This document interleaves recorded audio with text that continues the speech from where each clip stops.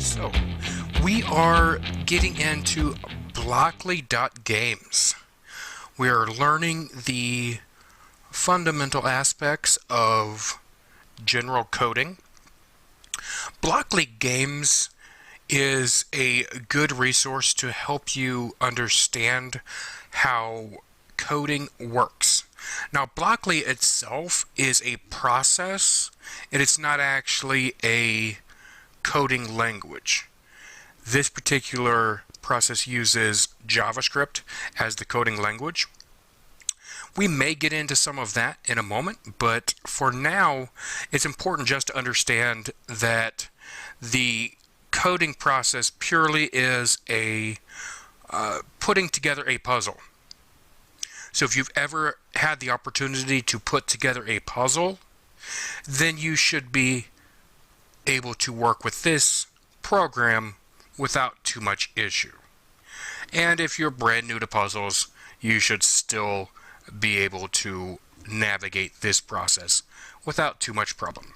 The first step we're going to go through is go to puzzle. So I'm going to click on puzzle, and in puzzle, when I first go in, it gives me a suggestion of what they would like me to do. So I've got my the animal, which are going to be working with 4 different animals. I got the duck here. It's in the green, so I've got a picture that I need to connect, tell how many legs, and 2 traits about that animal. So I've got this stack here. I'm going to click OK, and I see the 4. So I'm going to arrange these. That's the first thing that I really would like to do. Get these arranged so I'm a little bit better organized. And once I've got them arranged the place where I would like them to be, I'm going to start and do just one at a time. So I'm going to start with a duck. And I'll find my picture of the duck. So I'm going to take my duck, click on it, and drag it and drop it right there so it connects to my duck picture. Now the first thing to do is to choose how many legs a duck has. In this case there are 2, so I'm going to click on 2. And then I need to determine what traits, now the traits are all listed here in purple, what traits are related to a duck. So I've got slime, stinger, beak, shell, feathers, honey, whiskers, and fur. The 2 that are related to a duck would be beak, so I'm going to click, drag, and drop it here. And the same thing with feathers. And I'll continue that on for the bee, so I'm going to grab my picture of the bee. How many legs does a bee have? A bee has 6 legs. And they have a stinger, so click, drag, drop. There's stinger and a honey. That's related to a bee. Next picture is a snail. So I'm going to grab my picture of a snail, click, drag, and drop it. Legs, 0. And there is slime. And there's a shell on a snail. Last picture is a cat. So I'm going to click my picture of a cat, drag it, drop it on there. And a cat is supposed to have 4 legs. And they also have whiskers and fur. Once you have all of these the way that you believe are correct, you can click on check answers, and of course, perfect. All 16 blocks are correct. It will give you this demonstration. Click OK. And as you do, you will see that green ring that goes around the puzzle portion. And as you go down the path, things will get more difficult in each one of these mazes, bird, turtle, movie, music, pond tutor, and pond. Each one of these has a different aspect of coding upon which it will focus. Maze is pretty interesting. We're going to get into maze now. So let's click on maze. Alright, so when I first do this, I'm already given this move forward, but it also provides me with several hints. So stack a couple of move forward blocks together to help me reach the goal. The goal is that red marker on the end. So I've got my person, and I can change my person if I would like to. And click on this guy. I can be an astronaut, or I could be a panda bear. I'm going to stick with the panda bear.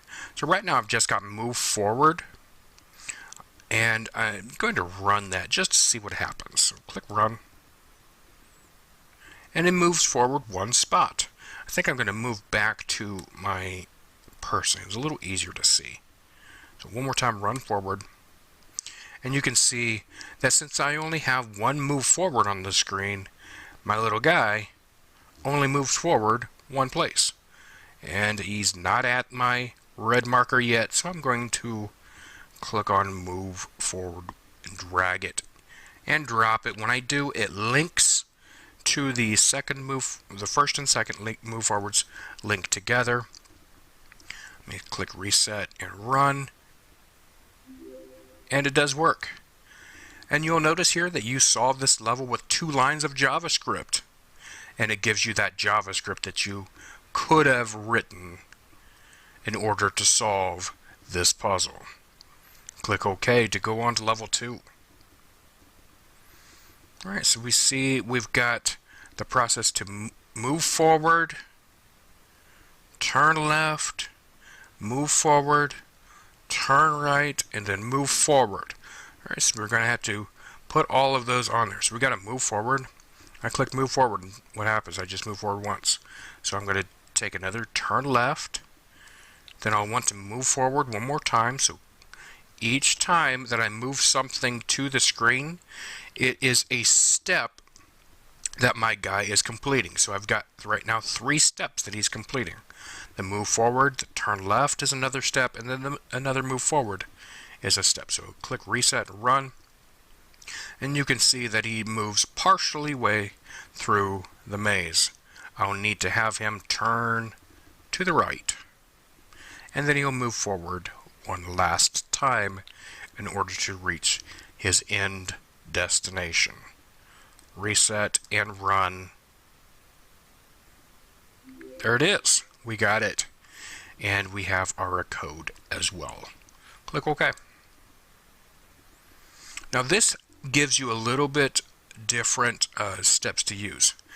And honestly, it gives you another clue as well. So reach the end of this path using only 2 blocks. Use repeat to run a block more than once.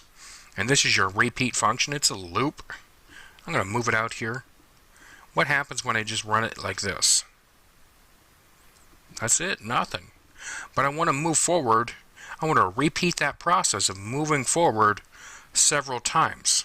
In fact, I'll move forward until he reaches that end mark, right? So I'm going to click on this move forward. I'm going to put it inside of that repeat process. So now what I'm telling him to do is move forward until he meets that red marker. So reset and run doesn't happen. He's repeating, and he does finish when he hits the red marker, and you also are done. You can move on to level 4.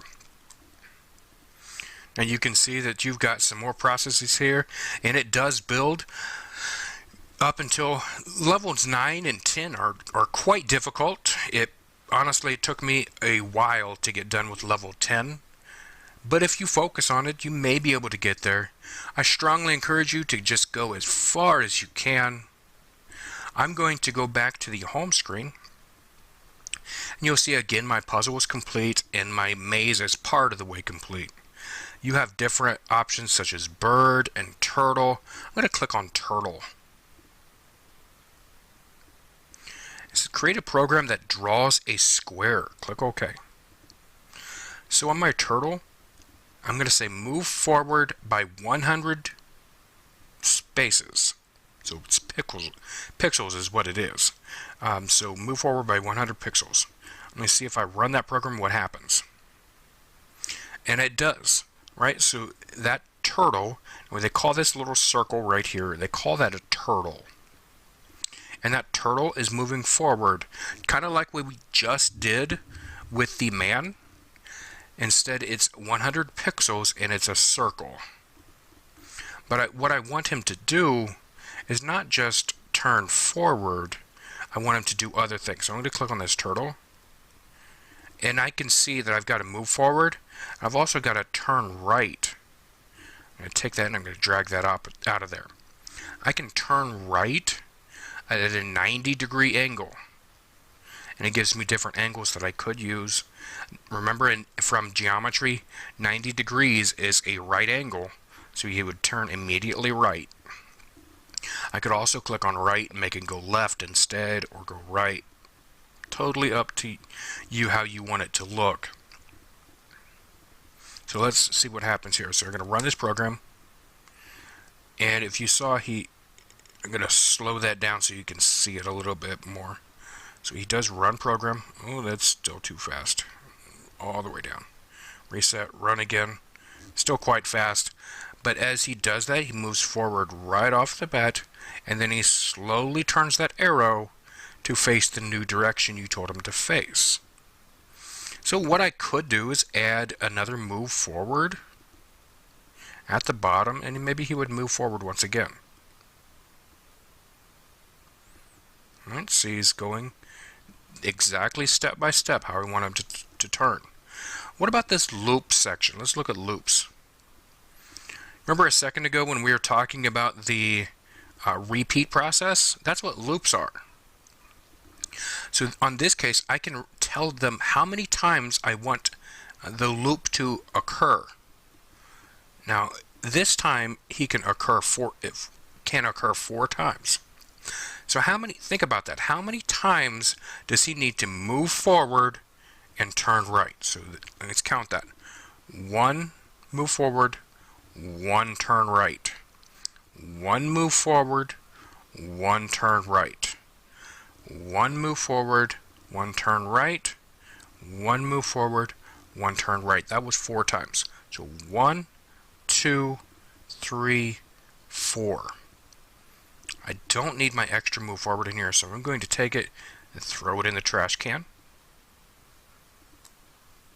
And then I'll take my repeat process, drag it up here so it's surrounded. These two are on the inside of my repeat. Reset, and it should repeat 4 times. So it should end up right back down here. Let's see if it does.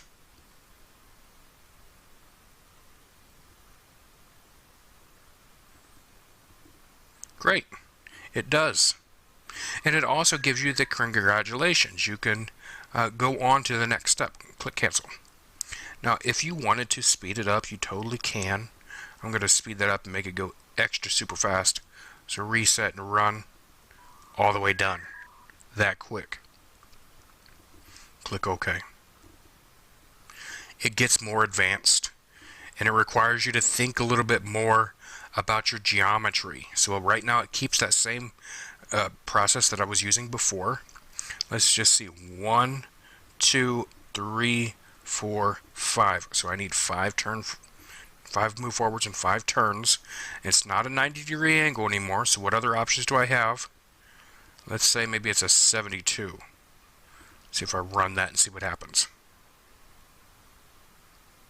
And it does it. That's it, folks. Click OK.